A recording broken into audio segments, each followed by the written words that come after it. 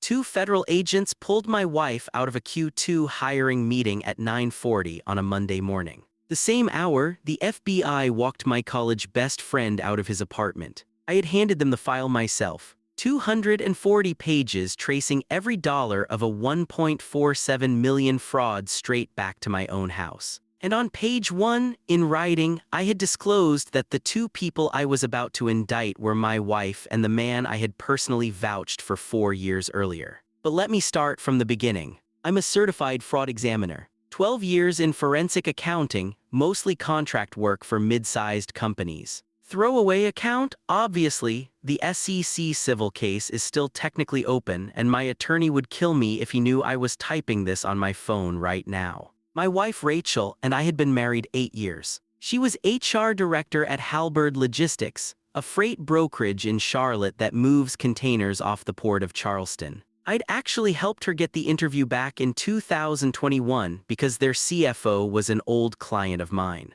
That fact is going to matter later. A lot. Early March, Halberd's CEO Don Whitlock called me in a panic. Their external auditor had flagged a pattern in their expedited drayage book. Short port-to-warehouse runs billed at premium emergency rates that never showed up in the GPS telematics or the TWIC card swipes at the Charleston terminal gate. Real drayage runs leave a trail of transportation worker identification credential reads. These didn't. Internal review put the bleed at $1.47 million over 22 months. He needed it traced quietly before the board met in 6 weeks. I told Rachel I'd taken a Charlotte engagement. Didn't say which. She kissed my forehead on the way out the door. I still remember the kiss. Dumb detail to remember. I remember it anyway. Day 1 inside Halberd, I pulled the drayage records and the SCAC codes. And the fraud was, I have to admit, elegant. Industry specific. Phantom emergency loads, every single one billed between $14,000 and $19,500, which,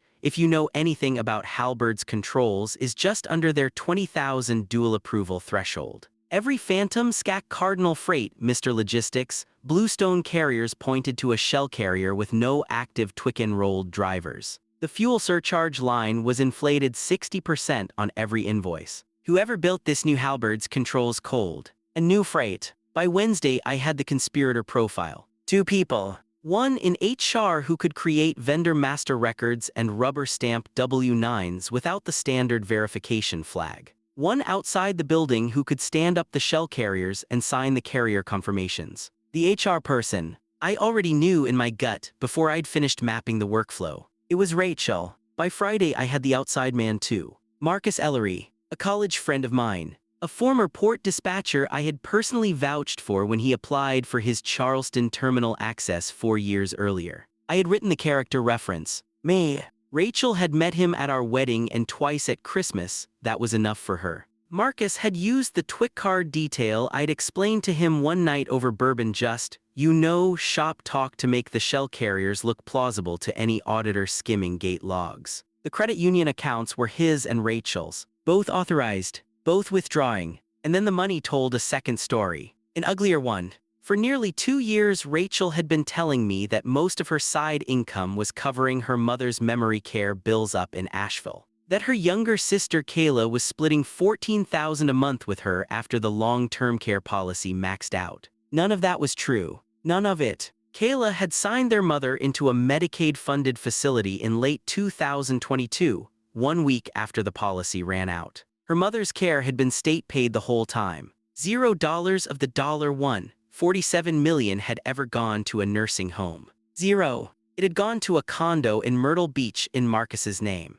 a leased Range Rover, vacations, and roughly $300,000 in cash I still, to this day, cannot account for. And here's the part that I'm still not over. Rachel had been lying to her own sister for 2 years, guilting Kayla out of $14,000 a month for care that did not exist. I sat in my car in the Halberd parking lot for 40 minutes, maybe longer. I remember it was raining, that kind of Carolina drizzle that can't decide if it's really happening. Then I did the thing I would later have to answer for in front of my own licensing board. I didn't recuse. I didn't disclose. Every CFE ethics code I've ever signed requires withdrawal the moment a conflict like this surfaces. I stayed on the engagement. I would make the same call again, but I'm not going to pretend it was clean. Here's what people get wrong about forensic accountants. We don't confront. We have evidence. And if you're following this one, hit subscribe. We drop stories like this every day. Over the next 6 weeks, I did 3 things.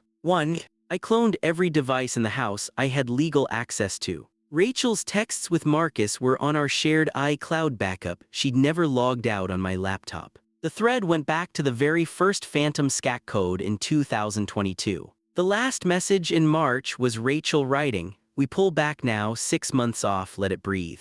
They never got the 6 months. 2. I built the cleanest forensic report of my career. 240 pages. Every phantom load. Every forged bill of lading. Every Twix swipe that should have existed and didn't. Every metadata timestamp showing the fake invoices had been authored on Rachel's HR workstation and Marcus's home laptop. I flagged my own conflict in writing on page 1 and offered to hand the file to another CFE. Dawn asked me to finish it. 3. I called my divorce attorney. North Carolina is an equitable distribution state. I froze the joint accounts with a TRO based on reasonable suspicion of dissipation of marital funds, which, at that point, I could prove to the penny. And that brings us to the moment I told you about at the start. I delivered the report on a Monday at 7:15 in the morning. Outside counsel and the FBI white-collar liaison were in the room. Turns out the Bureau had already opened their own parallel case. My file was corroboration, not the whole gun.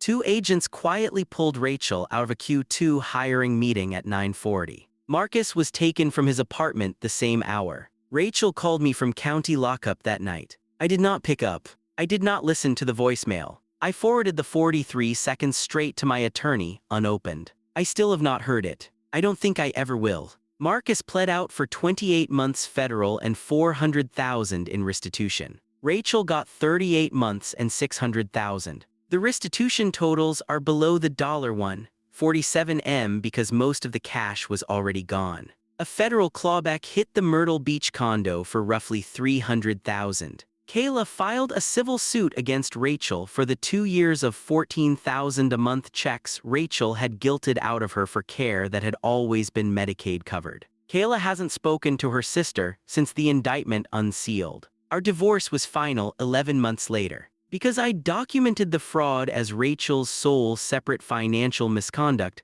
I kept the house, both cars, and 64% of the marital estate. Dawn paid my invoice $94,000 within a day and put me on a 3-year retainer. Which is how I ended up in the hallway of my state's CFE board, writing this on my phone 20 minutes after they voted on my suspension. I'll tell you the number in a second because honestly, the number isn't the point. The board didn't know. No complaint had been filed. Halberd was never going to file one. The FBI wasn't going to file one. I walked in voluntarily and told them before anyone could ask. I argued for a 9-month suspension. They gave me 6 and a formal reprimand. I earned both. I teach a CFE continuing ed seminar now on conflicts of interest. The case is anonymized, different industry, different numbers, different state, but it's mine. A student last October asked me whether the examiner had ever forgiven himself. I told her I'd let her know when I did. I'm seeing someone. It's early. She's a kindergarten teacher. She knows.